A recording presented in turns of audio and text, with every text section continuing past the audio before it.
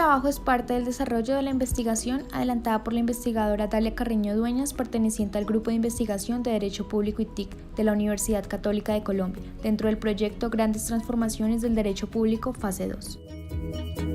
El ius puniendi hace parte del derecho penal subjetivo y se configura como la ciencia que determina el ejercicio del poder punitivo, es decir, la capacidad que tiene el Estado para castigar. Muy buenos días. Realmente el tema del ius puniendi es uno de los temas centrales en la filosofía del derecho y en el derecho penal en particular, porque tiene que ver con varios temas que se interrelacionan. Por un lado, ¿cuál sería el fundamento para que ciertas conductas sean consideradas como conductas desviadas o más específicamente como delitos? En eso hay miles de respuestas, voy a citar dos extremas.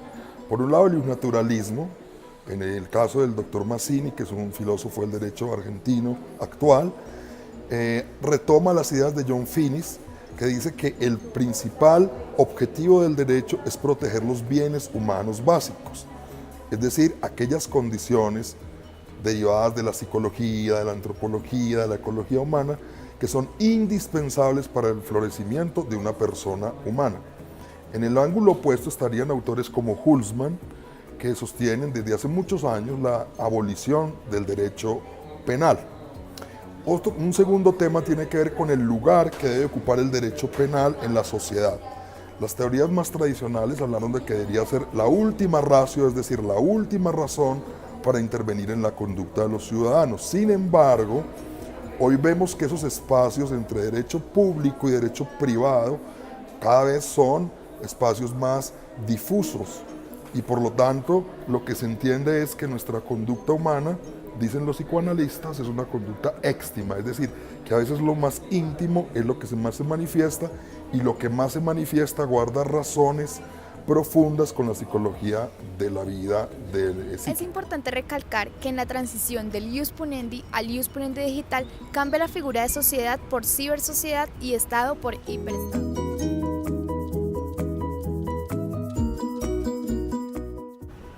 El hombre del siglo XXI se desarrolla de manera individual y colectiva a través de la red. Es por ello que se reemplaza el término de ciudadano a ciberciudadano.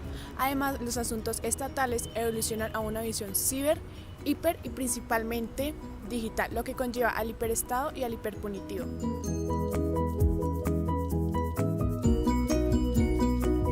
Considero que el Estado colombiano, más que una posibilidad o una capacidad, tiene la necesidad de regular jurídicamente y más sancionatoriamente en el derecho penal los delitos que se cometen en el ámbito digital.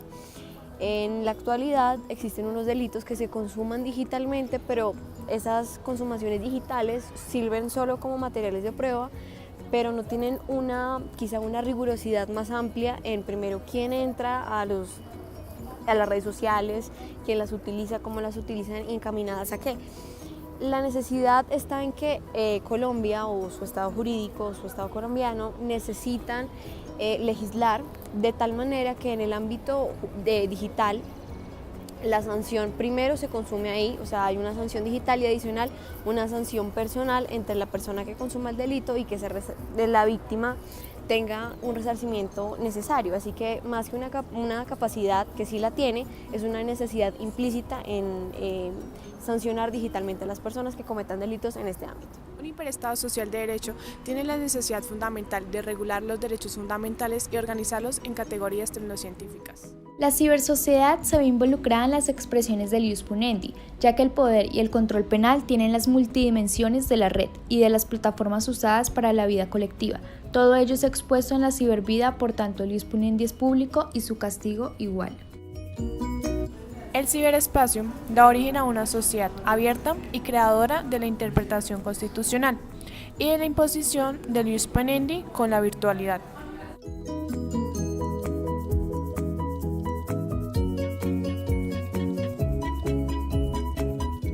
El ius puniendi en relación con el hiperestado y el cibercrimen y el derecho público tiene la siguiente relación. Pues la idea del ius puniendi es la facultad que tiene el Estado de investigar las conductas punibles. Entonces, con la evolución del derecho público, con lo que ustedes conocen y están viendo, y es lo que se conoce como el hiperestado, entonces nace la necesidad del Estado para investigar conductas delictivas a través del uso de tecnologías de la información o la virtualidad del derecho. La justificación está dada en la medida en que el crimen también se ha virtualizado y es lo que se conoce como el derecho transnacional, precisamente. ¿Cuál es el problema y cuál es la relación con el derecho público? Que como el derecho público, desde el derecho público se protegen los derechos y garantías fundamentales, algunas veces para ejercer el ius puniendi tenemos que utilizar las redes virtuales y las tecnologías de la información para, de cierta manera, vulnerar la intimidad de las personas. Entonces, el problema que hay es que si se justifica o no violar la intimidad de las personas a través de la virtualidad del derecho para investigar conductas delictivas. Ejemplos del crimen transnacional, pues en este caso lo justifican. Hay otros ejemplos y es, por ejemplo, la persona que en medios masivos de comunicación en redes sociales como Facebook dice cosas en contra de un expresidente, en este caso. Y las personas a través del uso virtual del derecho investigan la vida privada en redes sociales de esta persona. Entonces el límite sería determinar si para ese ejercicio del ius puniendi se justifica o no violar derechos fundamentales como la intimidad. Por eso se relaciona con el derecho público.